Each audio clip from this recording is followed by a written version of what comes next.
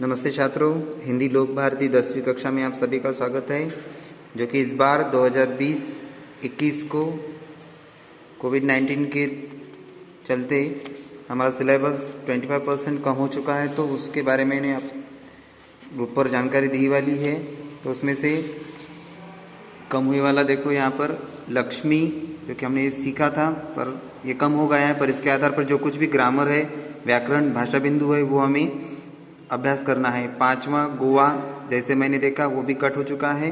और 7वां खुला आकाश पहले इकाई के ये 4 लेसन्स क्या हो चुके हैं, यहाँ पर कम हो चुके हैं। इस बार इसके आधार पर जो कुछ भी मूल्यमापन था वो एग्ज़ाम में आपको आने वाला नहीं है। पर भाषा बिंदु जो है वो आपको इन 4 लेसन्स के पीछे जो भाषा बिंदु है वो करना है।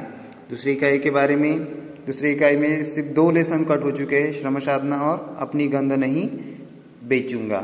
तो पहले इकाई में कि हमारे लगभग सारे लेसन्स हो चुके हैं। तो 9वां रीढ़ की हड्डी चालू है, 9वां और 10वां ठेस, ये 2 लेसन्स अब देखेंगे हम।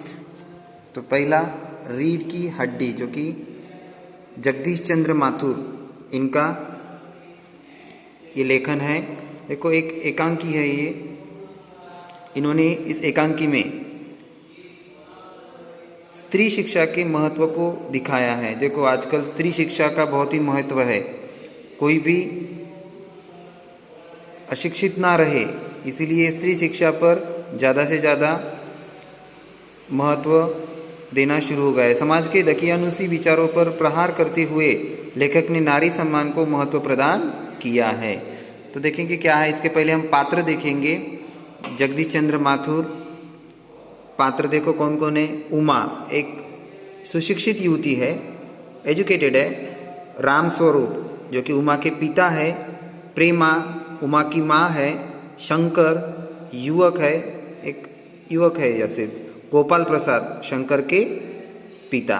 देखो पात्र अगर आपके ध्यान में आ गए तो आपको ये एकांकी पढ़ने में मज़ा आएगा और आपको अच्छी तरह से समझ में भी आएगा। तो ये सारे पात्र है, उमा, रामस्वरूप, प्रेमा, शंकर, गोपाल प्रसाद। ठीक है, शंकर और गोपाल प्रसाद ये दूसरे हैं समझो। एक घर के कौन कौन है, उमा, रामस्वरूप और प्रेमा। ठीक है, दूसरा लास्ट का एक रह गया हमारा रतन, रामस्वरूप का नौकर, जो कि रामस्वरूप की फैमिली से रिलेटेड है। तो देखो एक कमरा क्या है, एक कमरा। अब देखो यहाँ से अब शुरू होता है कि एक कमरा, अंदर के दरवाजे से आते हुए जीन महाशय की पीठ नजर आ रही है। वह अधेड़ उम्र के है, एक तख्त को पकड़े हुए कमरे में आते हैं। तख्त का दूसरा सिरा उनके नौकर ने पकड़ रखा है। देखो यहाँ पर पूरा स्टेज तैयार हो रहा है कि एक कमरा है, कमरे के अंदर से कोई तो भी एक जीन महाशय जो कि अधेड़ उम्र के यानी कि थोड़े से बूढ़े हो चुके हैं, तो तख्त को पकड़कर वो आ रहे हैं। रामस्वरूप क्या कह रहे हैं, अबे धीरे धीरे चल, अब तख्त को उधर मोड़ दे, उधर। देखो तख्त के रखे जाने की आवाज़ आती है। रामस्वरूप क्या कह रहे हैं, अबे धीरे धीरे चल, अब तख्त को उधर मोड़ दे, उधर। रतन बिछा दे साहब, रामस्वरूप जरा तेज आवाज में। और क्या करेगा, परमात्मा के यहाँ अक्ल बट रही थी तो तू देर से पहुंचा था क्या, बिछा दूँ साहब। और यह पसीना किस लिए बहा है, रतन तक बिछाता है, ही क्या करके हंसता है। रामस्वरूप क्या कहता है, दरी उठाते। और बीबी जी के कमरे में से हारमोनियम उठा ला और सितार भी, जल्दी जा। रतन जाता है, पति पत्नी तख्त पर दर्री बिछाते हैं। देखो यहाँ पे अब पूरा नाटक शुरू, एकांकी शुरू हो चुकी है कि कैसा स्टार्ट्स, कैसा हुआ, क्या हुआ, कैसे रतन हंसता है, बराबर है। रामस्वरूप उसको मजाक में कैसे बोलता है कि परमात्मा की आंकला बट रही थी तो तू देर से पहुंचा था क्या। जनरल में हम भी बोलते हैं ऐसे, ठीक है। प्रेमा जो कि कौन है, उमा की माँ, वो क्या कहती है देखो, लेकिन वह तुम्हारी लाडली बेटी उमा तो मुंह फुलाए पड़ी है। देखो अब उमा इनकी बेटी रामस्वरूप और प्रेमा की बेटी वो मुंह फुलाए बैठी है, तो उसका कारण क्या है? रामस्वरूप, क्या हुआ?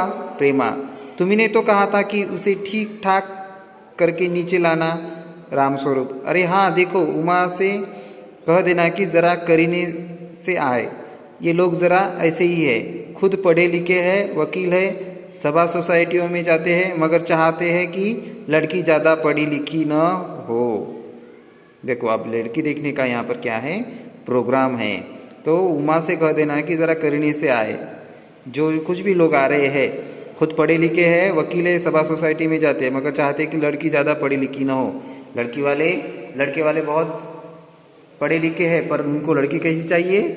बिना पढ़ी लिखी चाहिए, प्रेमा। और लड़का रामस्वरूप, बाप शेर है तो लड़का सवा शेर। बीएससी के बाद लखनऊ में ही तो पढ़ता है, मेडिकल कॉलेज में।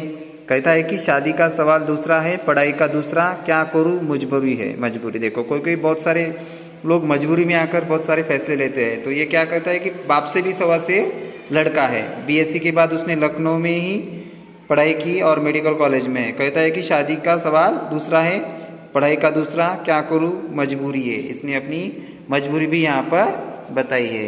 तो इसका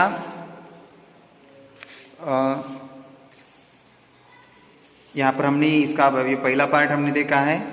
रहे वाला जो कुछ भी इसका अध्ययन है, एकांकी है, इसके बारे में हम दूसरे पार्ट में जानकारी देखेंगे। धन्यवाद।